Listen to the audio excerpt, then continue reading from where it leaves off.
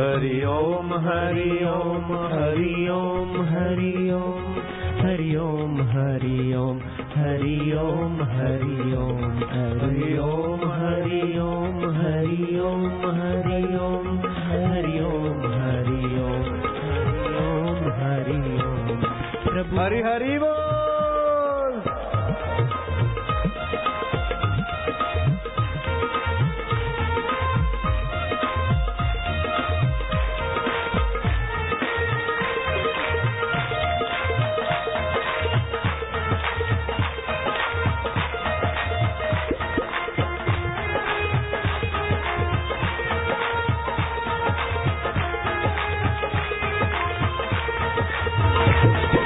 जय सिया राम जय जय सिया राम जय सिया राम जय जय सिया राम जय सिया राम जय जय सिया राम हरि हरि ओम हरि ओम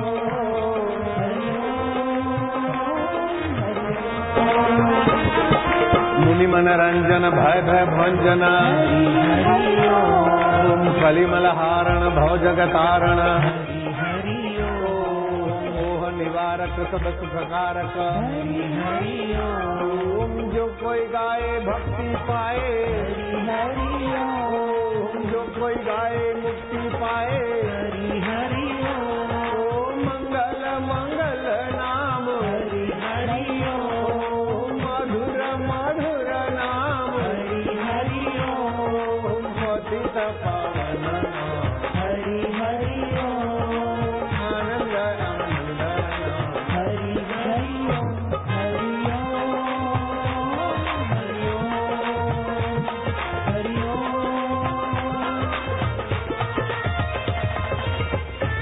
जय बालाजी।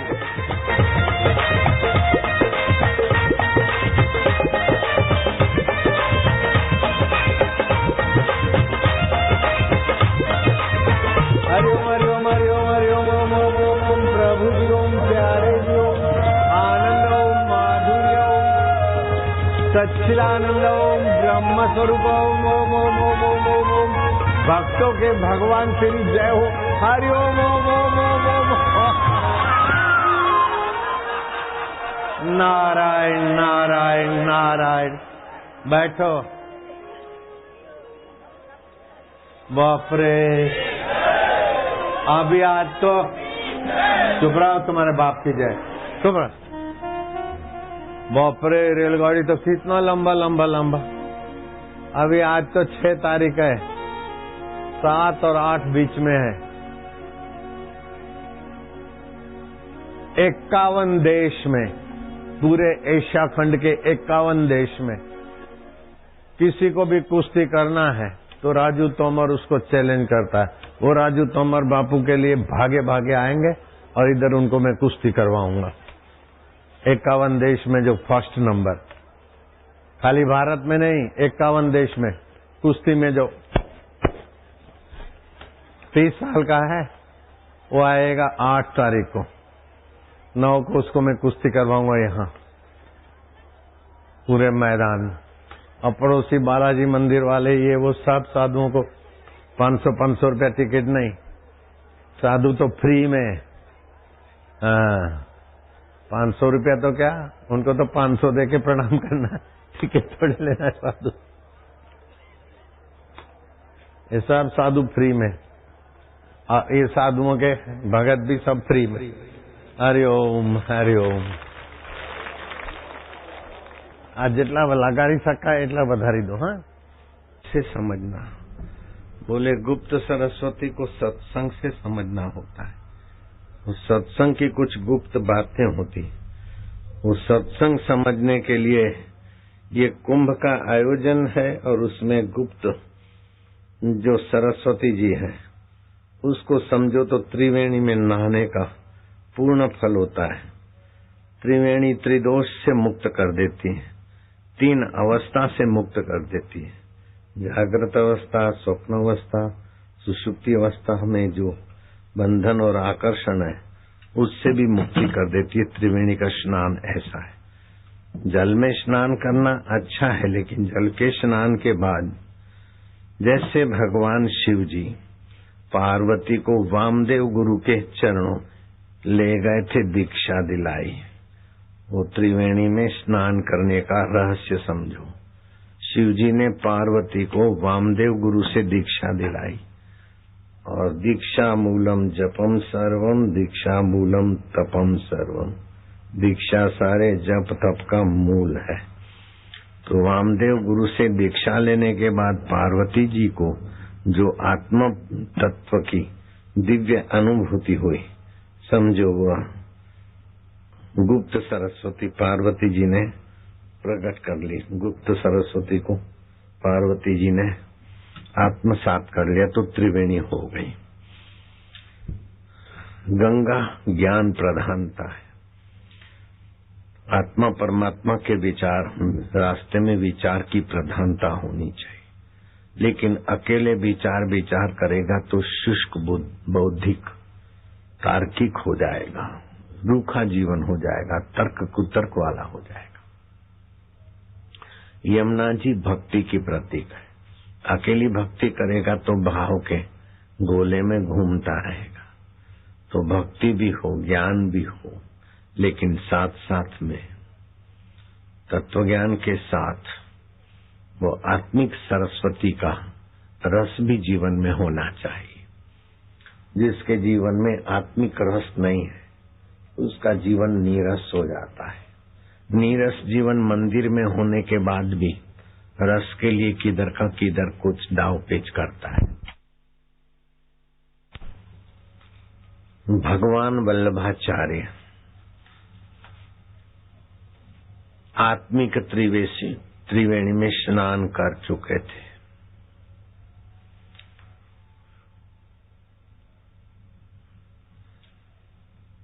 तो नाथ द्वारा है राजस्थान में। श्रीनाथ जी भगवान को दूध का भोग लगाते लगाते एक दिन मन में आया कि भगवान रोज भोग लगाता हूँ, फिर वो दूध ले लेता हूँ, आप एक बार इसी मूर्ति से प्रकट होकर दूध का पान करो। भाव तीव्र हुआ और भगवान श्रीनाथ जी प्रकट हुए और दूध का प्याला उठाया, पिया। नरो नाम की एक अहिर की कन्या ने ये देखा, उसने भी अपने कुछ समय लगा लेकिन भाव की एकाग्रता से, भाव तो आता है लेकिन तीव्र भाव हो और टिकाऊ भाव हो। जैसे आंख की पलकें न गिरे, 1 मिनट देखो तो आपका मन एकाग्र होने लगेगा। होठ बंद कर दिए, ऊपर के दांत और नीचे के दांत के बीच में थोड़ी जगह रख ली। जीभ ऊपर नहीं नीचे नहीं बीच में स्थिर कर दी। मन 1 मिनट के बाद एकाग्र होने लगेगा, आपका भाव दृढ़ होने लगेगा। नौकरी में जाते हैं, साहब डांटता है, फलाना है, ऐसा है, प्रमोशन नहीं होता, अथवा ऑफिसर डांटता है, तो सुकड़ने की जरूरत नहीं है। गुरु मंत्र का जप किया और जीभ तालू में लगा दी। जो ऑफिसर टॉर्चर करता, जो ऑफिसर तुम्हारा अच्छा नहीं चाहता, उसकी खोपड़ी बदल जाएगी कि भाव में ऐसी ताकत है।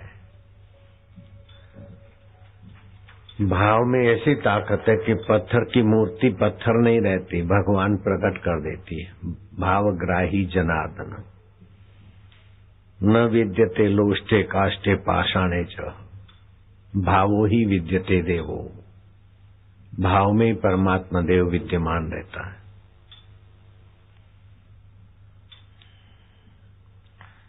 अब भगवत कथा श्रवण करने का महत्व, गंगा जी से 2 कोस दूरी सत्यव्रत ग्राम में ब्रह्म तपा ब्राह्मण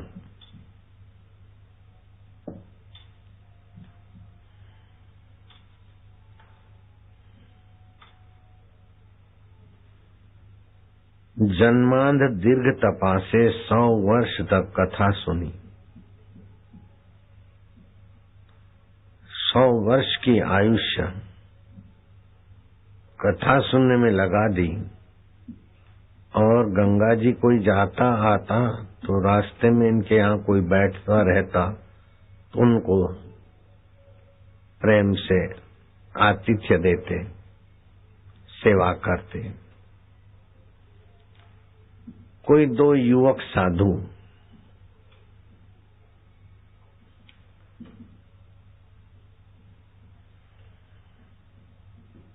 सत्यव्रत गांव में ब्रह्म तपा ब्राह्मण के अतिथि हुए। ब्राह्मण ने सेवा किया, भोजन आदि दिया और उस ब्राह्मण ने, आप संत हमारे घर आए, साक्षात भगवत रूप हो, मैं आपकी और क्या सेवा करूं, मेरा बड़ा भाग्य है। ये गंगा जी जाते आते संत मेरे को अपना मानकर मेरा घर पावन करते, मुझे दर्शन देकर मेरी आंखें पवित्र करते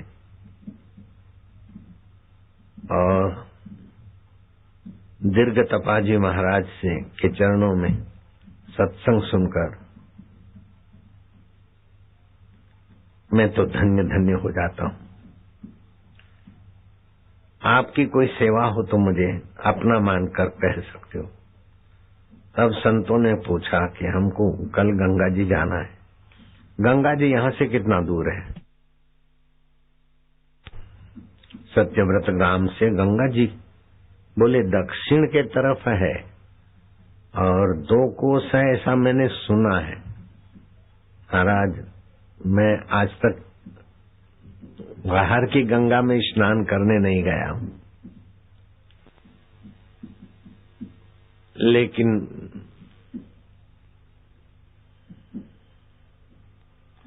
दीर्घ तपा महाराज के सत्संग में अंदर की गंगा में गोता मारता हूं। तो गंगा जी कितनी दूर है मैं सुनकर जो आया हूं, लोगों से जो सुना है तो 2 कोस दूरी है, मैंने देखी नहीं है। साधुओं का मिजाज बिगड़ गया। अरे पापी, अरे मूर्ख, 2 कोस दूरी वाली गंगा आज तक तुमने नहीं देखा? तुम ऐसे हो वैसे हो, जो भी उनको युवक साधु थे बड़बड़ाते गए, सुनाते गए। हमको पहले पता होता तो तुम्हारे यहाँ रात को आतिथ्य नहीं लेते, तुमने हमारा ये कर दिया वो कर दिया। बोले महाराज, मैं नहीं गया तो नहीं गया हूं, अब आप संतों से झूठ बोलकर मैं अपना हृदय क्यों मलिन करूं? उसने सुन रखा था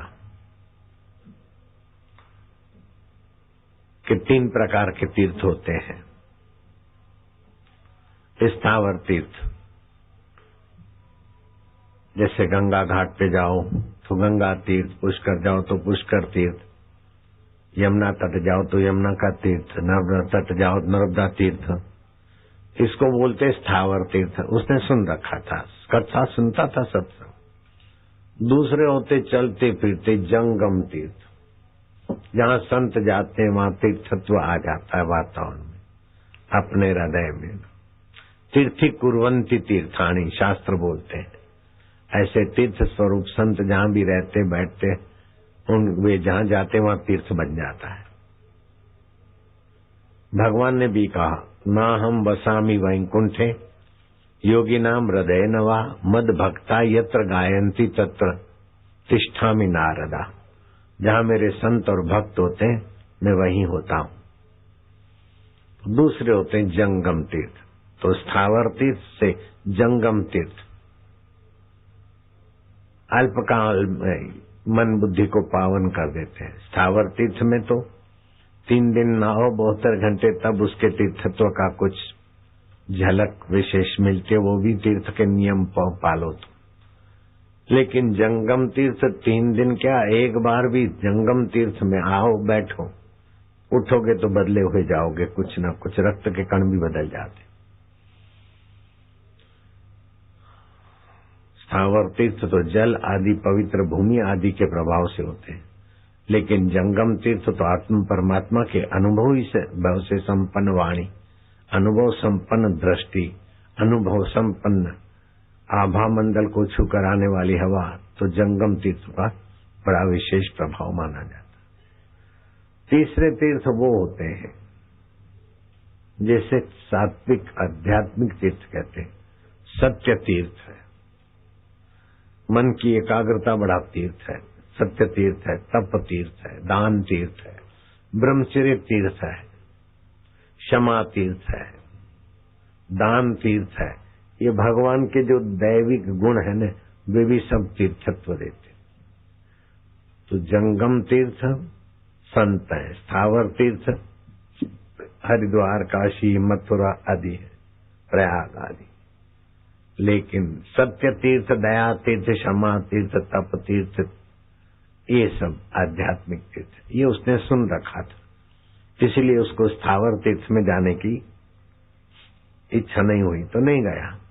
लेकिन ये साधु बाबा बिगड़ गए, तो बिगड़ के सुनाते चले गए। लेकिन वो गंगा किनारे जाते हुए भी उनको गंगा जी दिखे नहीं और अंदर से अशांत होते गए। इधर गए उधर गए, आखिर बहुत दुखी हुए। तो माँ गंगा, हम तो आए थे स्नान करने।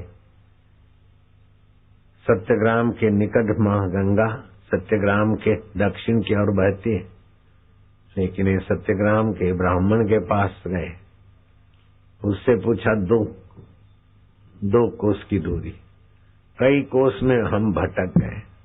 और पूछने वालों से पूछा तो बोले वो सामने रही, हमको गंगा मैया तुम्हारे दर्शन नहीं होते। ऐसे करके विलाप करने लगे। तो आकाशवाणी हुई, हृदय आकाश है न, वहां से स्फूर्णा हुआ कि उस पवित्र ब्राह्मण जो रोज जंगम तीर्थ में नहाते थे, रोज आत्म तीर्थ में नहाते थे, उनका तो तुम अपमान करते हो और मेरे स्थावर तीर्थ को तुम खोजते हो।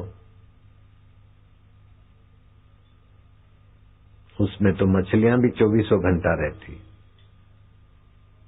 जल के जीव जंतु भी रहते हैं, कीड़े मकोड़े भी मेरे किनारे रहते हैं और बह जाते हैं। जैसे प्रयागराज में गंगा और यमुना का संगम है और सरस्वती गुप्त है, ऐसे ही सरस्वती क्या है इसका पता सत्संग से लगता है। आत्मज्ञान की सूक्ष्म बातें गुप्त है, सरस्वती बहती गुप्त। गुप्त मतलब जो इधर प्रयाग में आते हैं, नहाते धोते और फिर घूम घाम के कोई आत्मदृष्टि वाला सूक्ष्म बात समझाने वाला, आत्मा परमात्मा से जुड़ा हुआ कोई महापुरुष जब गोपनीय सत्संग बताए और आप उसको ठीक से समझो, तब हो गया प्रयाग का त्रिवेणी। गुप्त सरस्वती है यहाँ प्रयाग में, सरस्वती है लेकिन गुप्त है, अर्थात तत्वज्ञान रहस्यमय है। इसको श्री कृष्ण ने भी कहा, राज विद्या राजगुह्यम पवित्रम इदम उत्तमम।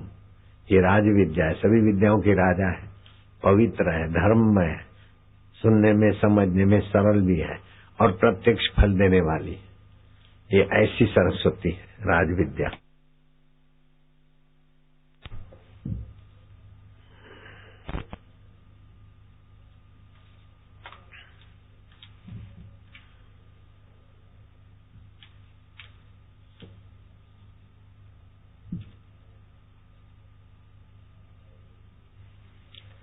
जब गंगा जी ने आकाशवाणी के द्वारा कहा कि तुमने उस सत्संग सुनने वाले महान ब्राह्मण का अपमान किया है, तो मेरे में नहाने से तुम्हें क्या फल होगा? जाओ उनसे क्षमा मांगो और उनकी कृपा से तुम्हारा भला होगा।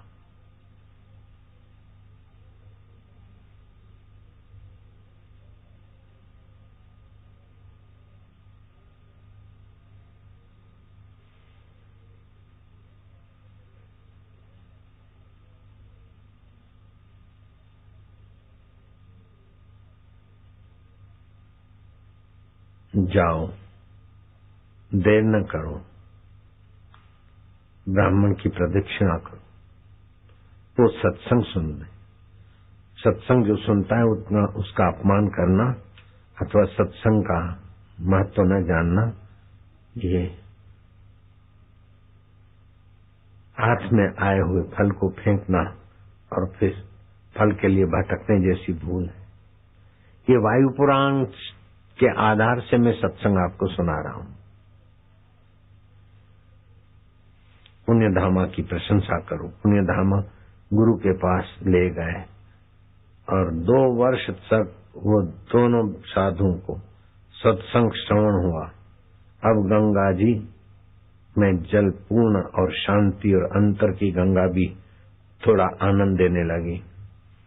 जगत में तीर्थ तो बहुत है, लेकिन स्थावर तीर्थों की महिमा बताने वाले संत जंगम तीर्थ और जंगम तीर्थ का फल यह कि आत्म तीर्थ में आ जाना।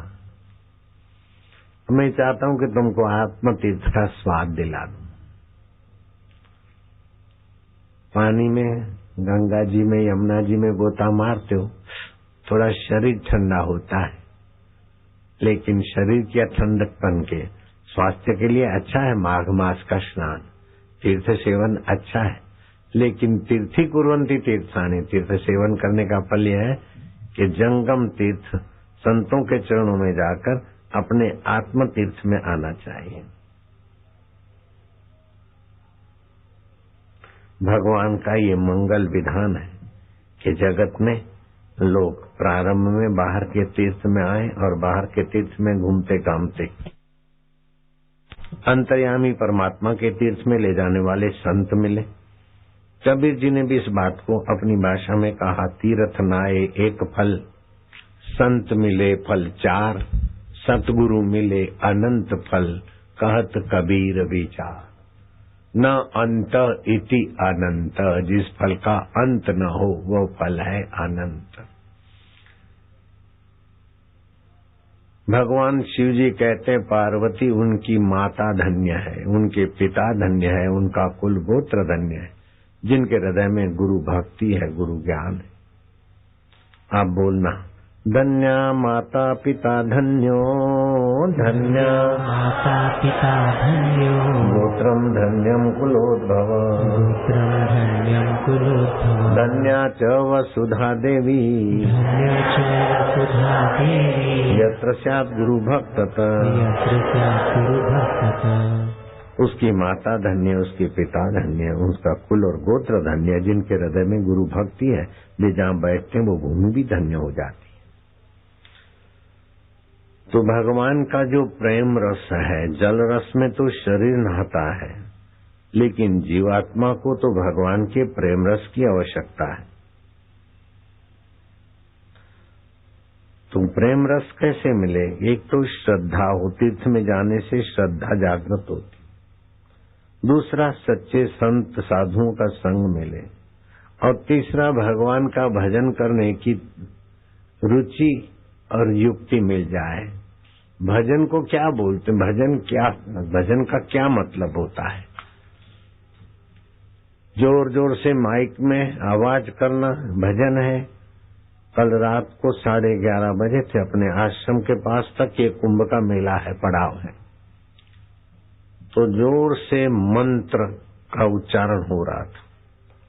देखा कि इतना मंत्र का उच्चारण सतत कोई व्यक्ति नहीं कर सकता है, जाओ जांच करो। तो देखा कि पूरा पंडाल वो सब खाली पड़ा, एक ही आदमी था चौकीदार जैसा, यहाँ जो भी साधु, उसने कैसेट चालू कर दी मंत्रों की, और जोर जोर से मंत्र श्लोक कैसेट में चल रहे थे, और वो बंदा सोया था। जांच करने पर पता चला कि दूसरा बजाता है ना, तो उसको ठीक करने के लिए हमने फिर ये जोर से बजाया। दूसरा दिन में बजाता है ना, तो उसको देख के फिर हम उसको ठीक करने के लिए हमने ज्यादा बजा दिया। हमारे आदमी ने कहा तुम आपस में लड़ो, राग द्वेष करो, ऐसी भाषा नहीं बोली हमारे आदमी ने, लेकिन वो चौकीदार होगा कि कोई भी होगा, उनका भगत होगा, कि भाई अब लोगों की नींद हराम मत करो, तुम बंद कर दो ये कैसेट। तो मान गया, कैसेट बंद कर दी। तो तीर्थ में भी राग और द्वेष बना रहा, तीर्थ में भी हल्ला गुल्ला बना रहा। तो तीर्थ का फायदा जितना पाना चाहिए उतना नहीं पा पाते लोग। इसमें शांति हो, विचार हो, सत्संग हो, कभी कीर्तन भजन हो, लेकिन वो कैसेट बजाए, फिर वो बजाए, वो जोर से बजाए, वो जोर से बजाए, चल आ जा। तो राग द्वेष विनिर्मुक्ता, राग में आकर भी न फंसो और द्वेष में आकर भी उबलो मत, उखलो मत।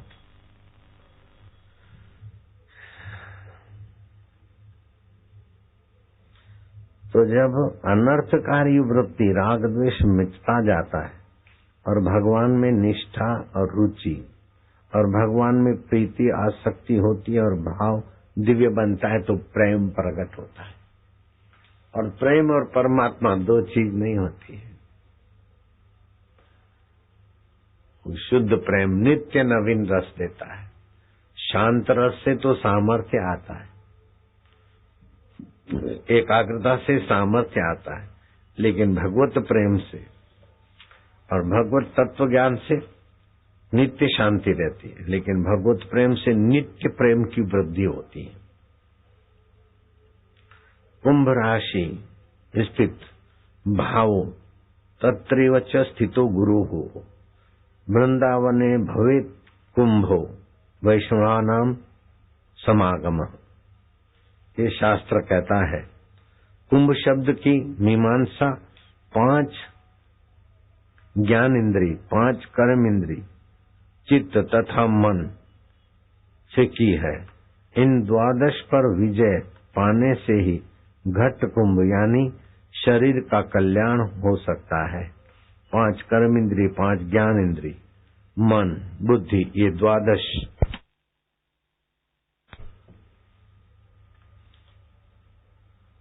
के मिश्रण वाला ये शरीर भी एक कुंभ है।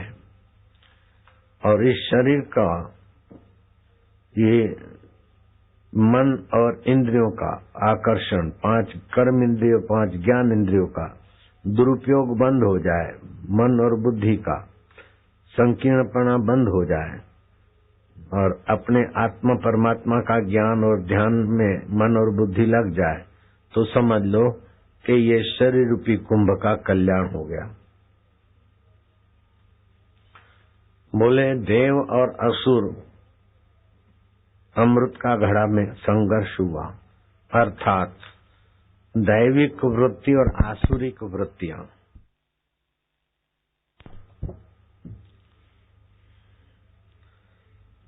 संघर्ष को जन्म देती है।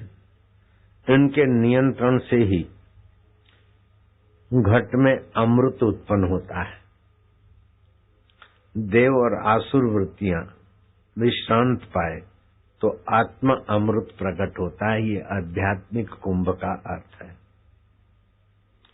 विविध यज्ञ जप विशिष्टो 10 भी भ्रूणे ही उपाशुंस्य तत्शृणु सहस्त्रो मानस स्मृता। मनुस्मृति में कहा है विविध प्रकार के कर्म यज्ञों की अपेक्षा स्वाहा स्वाहा करते हैं, अच्छा है, लेकिन उनसे जप यज्ञ, भगवान कृष्ण ने भी कहा यज्ञानाम जप यज्ञो अस्मि। उसमें जप यज्ञ क्रियाकलाप चीज वस्तुओं की स्वधा स्वाहा से कर्मजन्य यज्ञों की अपेक्षा जप यज्ञ सभी से 10 गुना विशिष्ट है।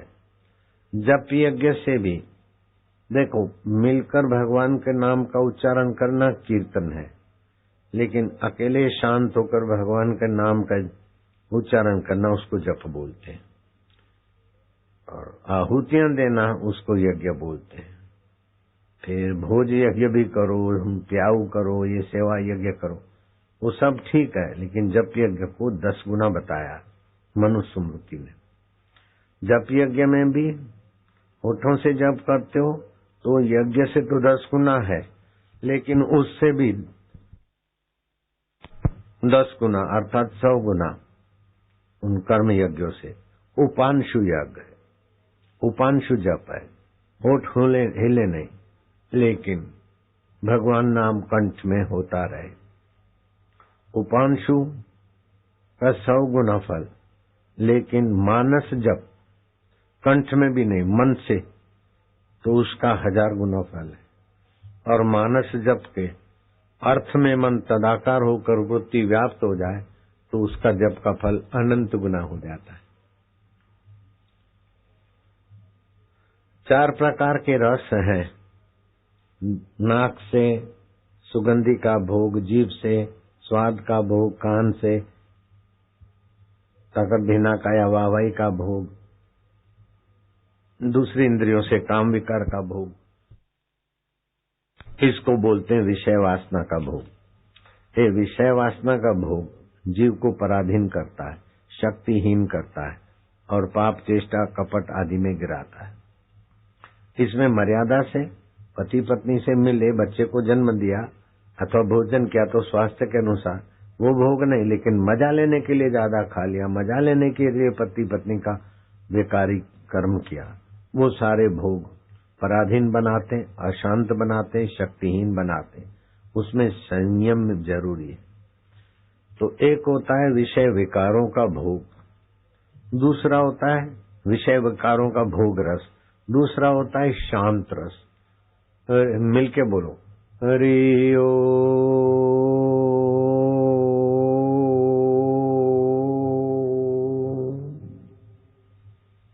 जितनी देर बोला हरिओम के ह से आखिरी म तक संकल्प विकल्प नहीं होगा, मन शांत होगा। थोड़ा दिन ये साधना करोगे तो तुम्हें शांति रस मिलेगा। शांति रस पाप नाशक है, शक्ति वर्धक है, बुद्धि में विलक्षण लक्षण आ जाएंगे। फिर चाहे तुम 3 पढ़े हो कि 0 पढ़े हो, लेकिन शांत रस तुम्हें महान आत्मा बना देगा। कितनी भी डिग्रियों वाले आए तुम्हारे आगे सिर झुका के अपना भाग्य बना लेंगे। शांत रस ऐसा महान होता है। तो विषय विकार का रस प्राणी को तुच्छ बनाता है, भोगों में गिराता है, विकारों में गिराता है, कपट में, बेईमानी में आदि आदि। इससे तो 1000 गुना शांत रस है। शांत रस विवेक देता है, सामर्थ्य देता है। लेकिन शांत रस में भी कहीं हल्ला गुल्ला हुआ, कहीं कुछ विक्षेप हुआ तो शांत रस वाला भी हिलडुल जाता है। उसके अपेक्षा वासुदेव सर्वमिति ऐसा करके तत्वज्ञान में आ जाता है तो उससे व्यापक ब्रह्म की वृत्ति होने से स्वाधीन रस का अनुभव होता रहता है। हम हैं अपने आप हर परिस्थिति के बाप। मन में विक्षेप हुआ तो मैं विक्षेप को जानता हूं, शरीर में बीमारी हुई तो मैं बीमारी को जानता हूं, दुखाकार वृत्ति हुई तो मैं उसको जानता हूं। ये स्वाधीन रस हो गया। स्वाधीन रस अखंड सत्ता से एकाकार तो कर देता है, लेकिन बढ़ता नहीं। अगर इसको बढ़ाना है तो स्वाधीन रस को भी, अखंड को व अनंत को, अपना और अपने को अनंत का मानकर नित्य नवीन रस बढ़ता जाए, उसको बोलते प्रेम रस। वो प्रेम रस जीवन की, साधना की, सबकी पूर्णता है।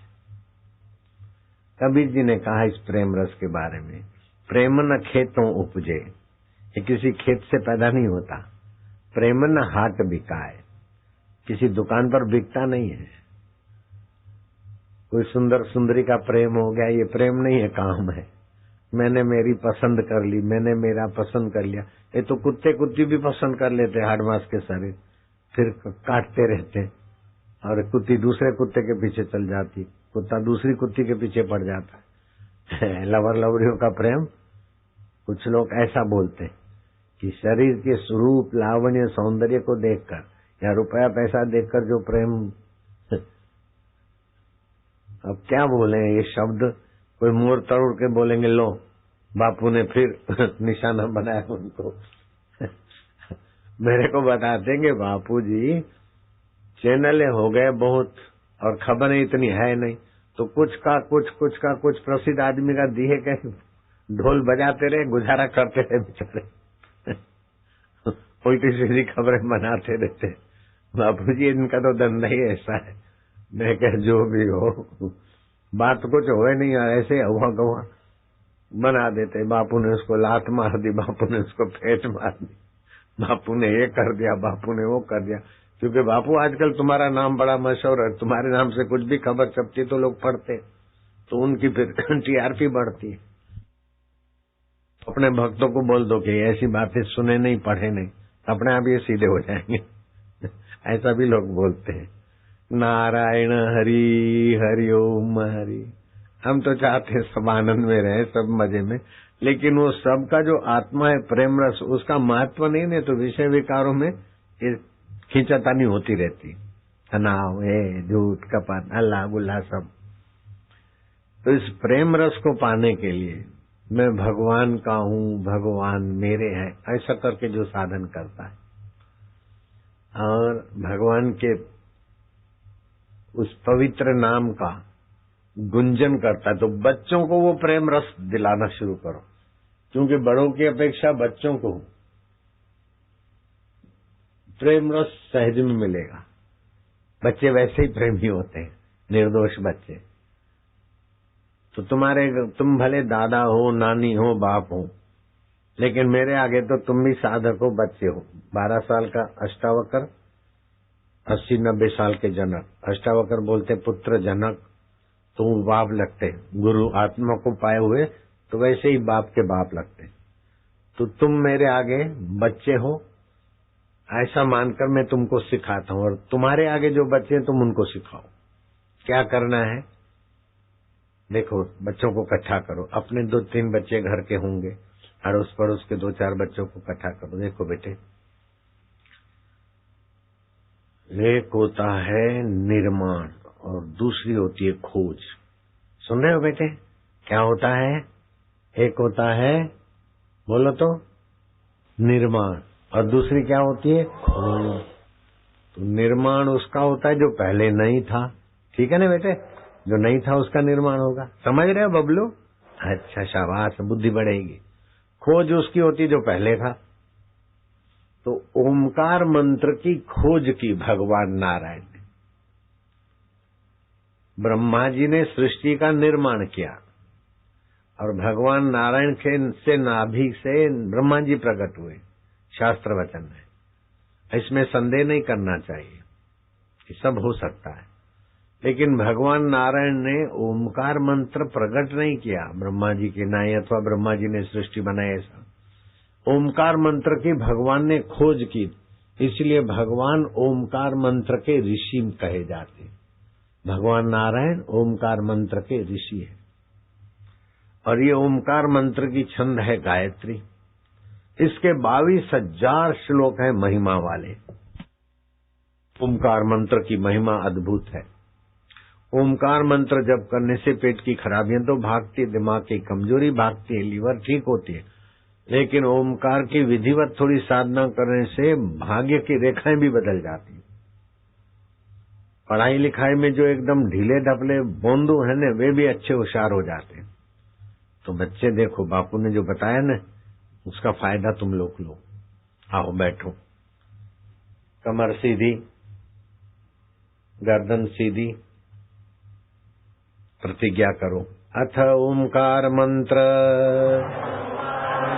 हम ये ओमकार मंत्र की साधना करते। गायत्री छंद, इस ओमकार पवित्र मंत्र की छंद है गायत्री। भगवान नारायण ऋषि ही ओमकार मंत्र की शक्तियां खोजने वाले ऋषि भगवान नारायण। अंतर्यामी देवता, ओमकार मंत्र का देवता कौन है? जैसे गायत्री मंत्र का देवता सूर्य है, ऐसे ओमकार मंत्र का देव कौन है? बोले अंतर्यामी परमात्मा। अब क्यों जपते हो? ये ओमकार मंत्र अगर 7 सप्ताह कोई जप करे तो 7 जन्मों की दरिद्रता मिट जाती है और 7 जन्मों तक कुटुंब में कंगालियत नहीं रहेगी। आने वाले 7 जन्म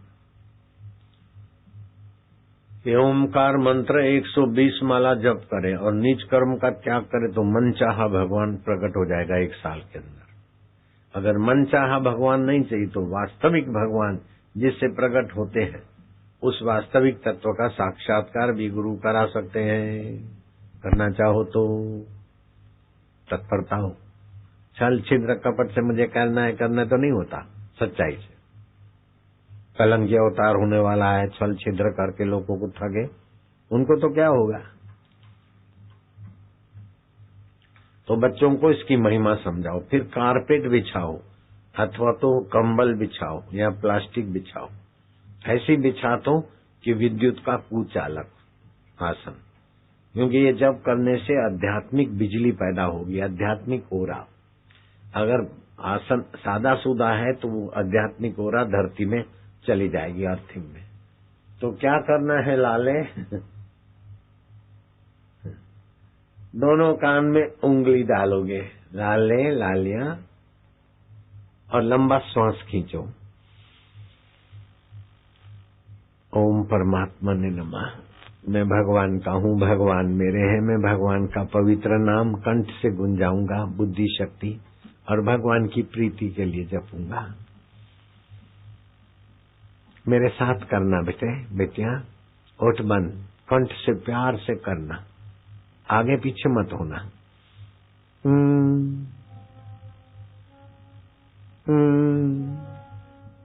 खूब प्यार से, जैसे बच्चा बोलता ना माँ, माँ बोलते बाबू, ऐसे हम बोलते ओम, माना मेरे प्रभु, प्रभु बोलते मेरे बच्चे। तो आपकी और भगवान की एक तानता होगी इस मंत्र से। अभी अभी भगवान की प्रसन्नता तुम्हारे चेहरे पर छलकेगी, तुम्हारा हृदय आनंद से, प्रसन्नता से भरेगा और शरीर के रोग मिटेंगे, पाप मिटेंगे। होठ बंद रखना बेटे।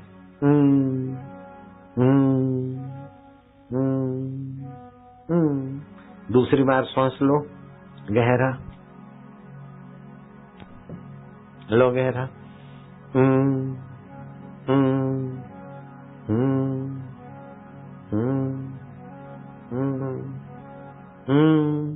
आनंद आ रहा है, भगवान की प्रीति पाएंगे। तीसरी बार सांस लो, और गहरा, और गहरा।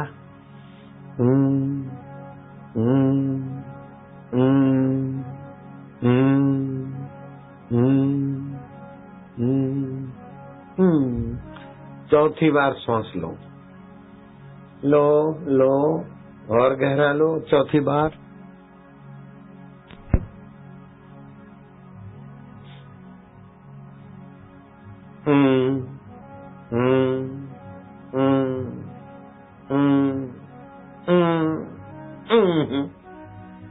देखो चेहरे पर प्रसन्नता आ रही है, मन पवित्र हो रहा है, वातावरण शुद्ध हो रहा है। 5वीं बार करोगे बेटे? शाबाश है। लालियां तुम भी करोगे? वाह। गहरा सांस लो, लो लो। खुशी हो रही है, मन पवित्र हो रहा है। अंतर्यामी प्रभु का प्रीति पूर्वक नाम, प्रेम रस प्रकट कर रहा है।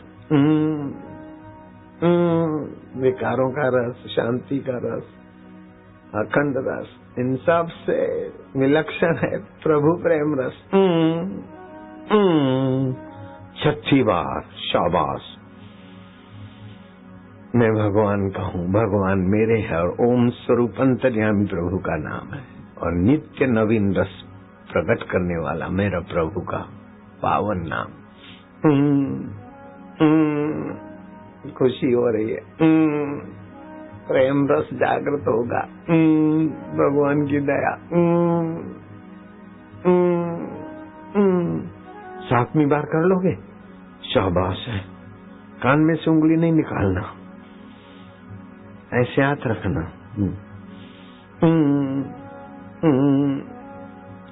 आनंद दाता ज्ञान स्वरूप है, मेरा प्रभु है, मुझे प्रसन्न हो रहे प्रभु, हंसी आ रही है, शांति, आनंद आ रहा है। 8वीं बार शाबाश, बहादुर बच्चे। गहरा सांस।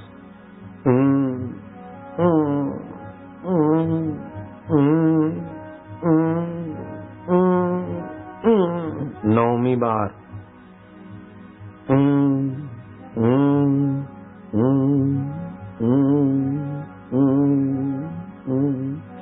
10 बस, होठ बंद।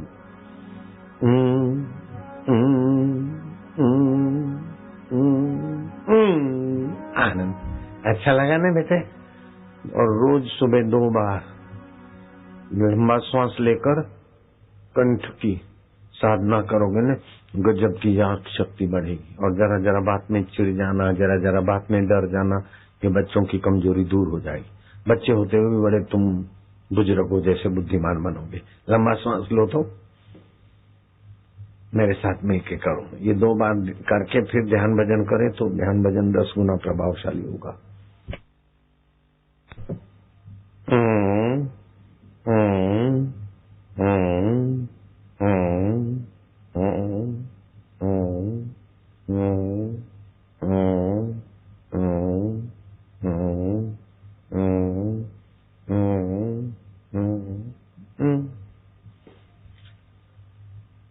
होठ बंद रखना, नाक से गहरा सांस लेना।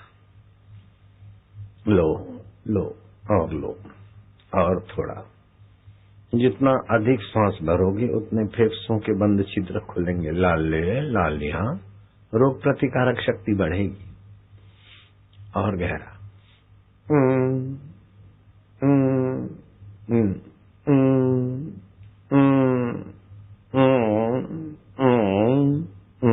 गर्दन हिलाओ।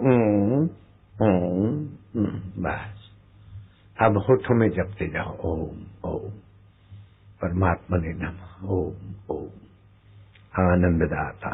ओम ओम प्रभु जी। ओम ओम प्यारे जी। ओम ओम नित्य प्रेम बढ़ाने वाले। ओम ओम गुरु जी। ओम प्रभु जी। ओम प्यारे जी। ओम ओम ओम ओम नारायण। ओम ओम ओम गुरु। ओम ओम ओम ओम ओम ओम ओम ओम।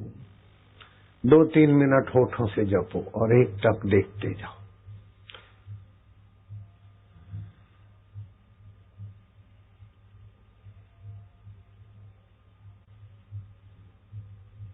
यज्ञ से 10 गुना होठों से जपना है, और उससे फिर कंठ से जपना, उससे भी उपांशु मन से जपना, 100 गुना फल। और हृदय, फिर हृदय में उसी आनंद में स्फूर्णा, 1000 गुना फल। और आज तो षटतिला एकादशी, आज का जप तप नीच योनियों से रक्षा करेगा, भाग्य की रेखाएं बदलेगा, पुण्यदायी है।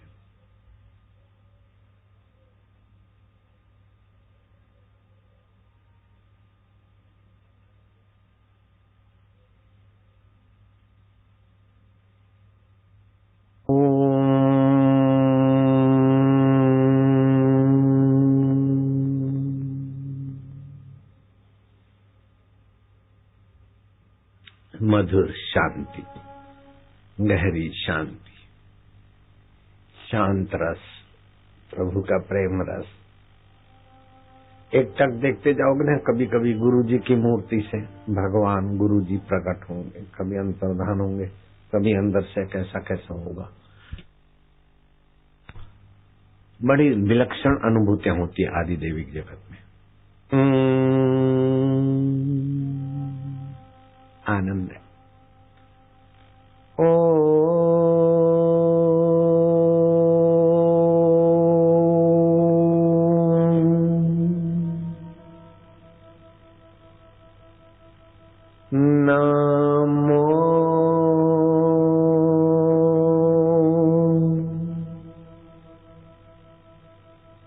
भगवते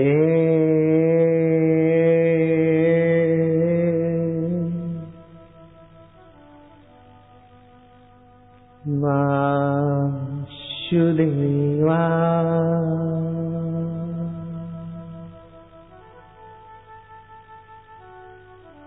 ये प्लुत उच्चारण में मन की चंचलता मिटेगी। मन शांत होगा तो बुद्धि को परिश्रम नहीं पड़ेगा। बुद्धि को विश्रांति पड़ने से बुद्धि बलवान हो जाएगी। सर्टिफिकेट लेके घूमते इतने बुद्धिमान नहीं होते जितना ये साधना वाले बुद्धिमान हो जाते। ओ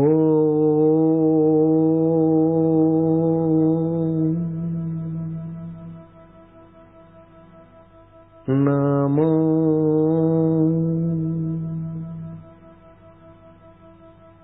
भगवते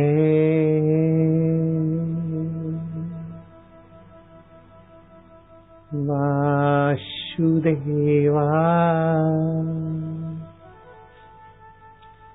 प्रीतिदेवाय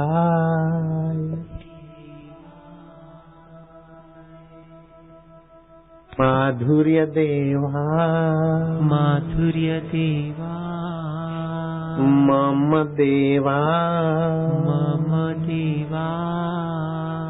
ओ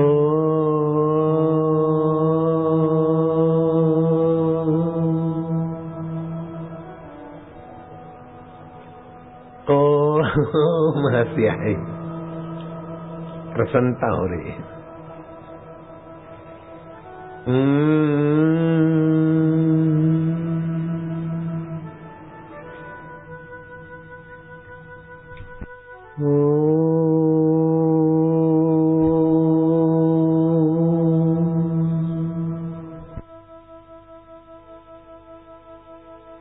अब कुछ ना करें, थोड़े बैठे रहे।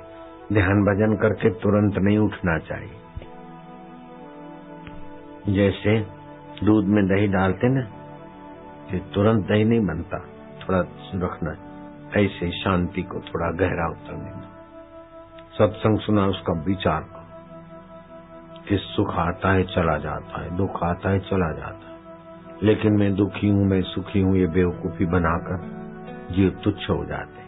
मैं दुख सुख का साक्षी हूँ, ऐसा समझ के जीवात्मा परमात्मा के स्वभाव में एकाकार हो सकते हैं। ओम शांति।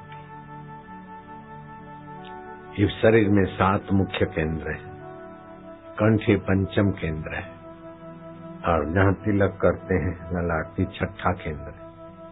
पंचम और 6ठे केंद्र की साधना करने से नीचे के सभी केंद्रों का फल मिल जाता है। क्रोध आ जाए तो अंदर देखना चाहिए क्रोध आया है। क्रोध का उपयोग करो, जरा गर्जना करो, लेकिन अंदर से मन को तपने मत दो, तपस्या नाश होती। चिंता आई है तो चिंता से जुड़ो मत। चिंता आई है जैसे कुतिया आती है, चिंता आई तो ओम ओम ओम ओम ओम ओम ओम ओम हरि ओम ओम ओम प्रभु ओम ओम ओम प्यारे ओम ओम ओम ओम ओम ओम ओम ओम ओम ओम ओम ओम ओम ओम ओम।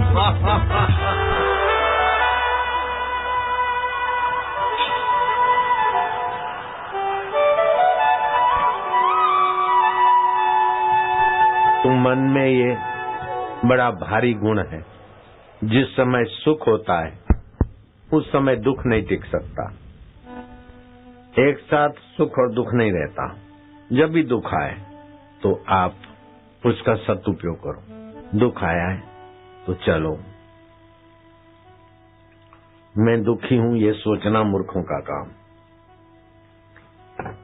दुख आया है तो प्रारब्ध से आया है, कर्म के बदले आया है, अथवा तो भगवान की कृपा से, जिसकी जैसी योग्यता। ऊंची योग्यता तो ये है कि भगवान की कृपा से दुख भी आया हमको शुद्ध बनाने के लिए, सुख भी आया हमको उदार बनाने के लिए। तो भगवत भाव भगवत रस बनेगा। मैं दुखी हूं, मैं परेशान हूं तो परेशानी और दुख गहरा उतरेगा। मर जाने के बाद भी मैं परेशान हूं, दुखी हूं, इस आदत से आदमी मरने के बाद भी भटकते रहते सुखी होने के लिए। जो संसारी चीजों से दुख मिटाना चाहता है उसका दुख दबता है, मिटता नहीं। लेकिन जो सत्संग से दुख की पोल खोल देता है उसके पास दुख आता ही नहीं, आता है तो टिकता ही नहीं।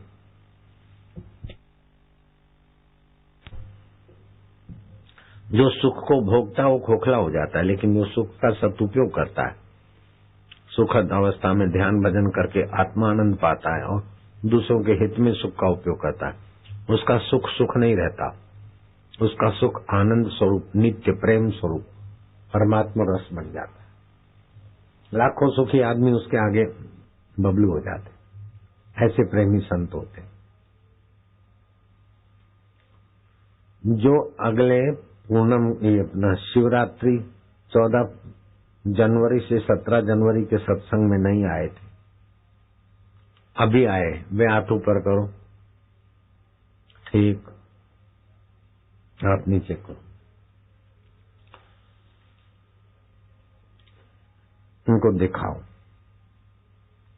जो सम्मेलन चला था मुंबई में, और हेलीकॉप्टर कैसे गिरा था वो भी देखेंगे।